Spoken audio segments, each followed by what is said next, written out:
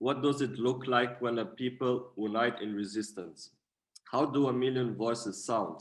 Week after week in the summer of 2019, the streets of Hong Kong swelled with pro-democracy protests until the crowds formed a riotous mass, an unstoppable organism that rewrote with the voices of everyday people prepared to join history.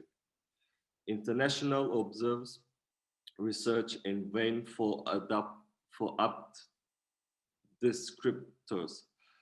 Were these people brave, vigilant, indomitable?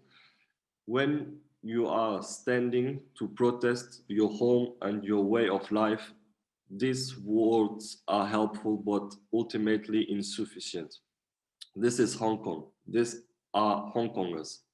Behind each behind each of the photographs I took is a different story, but all photographs are connected by the strong belief in freedom and democracy. I witnessed, as a foreigner photographer, from day one, the fight for a better future without the control of the Chinese Communist Party. During my time, I saw horrible things, but I also saw beautiful things, such as how humans can really stand together even against their worst enemy and still never lose their feeling of belief and compassion.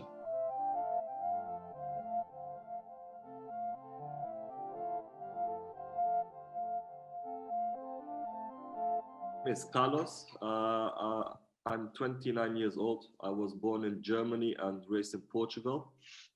And since we are very young, my mom and my family, we used to travel quite a lot. And I picture always my mother with a camera, back in the days with the film cameras. And I think that's where my interest for photography came from. And then adding the value of being always traveling and moving around. So I think that influenced a lot of my photography skills at the moment. I'm living currently in Kuala Lumpur in Malaysia after 2 years in Hong Kong. And I'm really passionate about photography, traveling, cultures, and learning different languages. So this is a very interesting picture because it was my first day ever on a protest, on such a big protest, and it was, I believe, 6th of June. And it was the day that over a million people came out to protest. So me, as a foreigner, first time in Asia, in Hong Kong, I was standing exactly on the bridge up there. And I had my 600mm lens, 200 to 600. And I was doing pictures down to the front lines where the frontliners were trying to push a little bit closer to the government building. So this area is all made by the government building, and it's where they do the law. So on that day, they came out it was the reading of the law, and the protesters tried to avoid that this reading went through. So as I said, it was over a million people that, for me as a foreigner standing there, was super emotional. And then once the protesters clashed with the police, the frontliners, and I see the police start to beat up the kids with the buttons in their heads, and me standing on the bridge zooming in, then I felt really empty, because I was documenting a moment of history, but I was not really sure what's happening, what's the story behind this. Who are the Hong Kong people? Who are the Chinese? What is the issue they're having with the government? So back in that moment, in my head, it doesn't make much sense to do pictures of something I was not aware really, or not into it, right? And then I remember I put my camera back in the bag, and then I run down to the front line, and I wanted to see and be closer to the experience.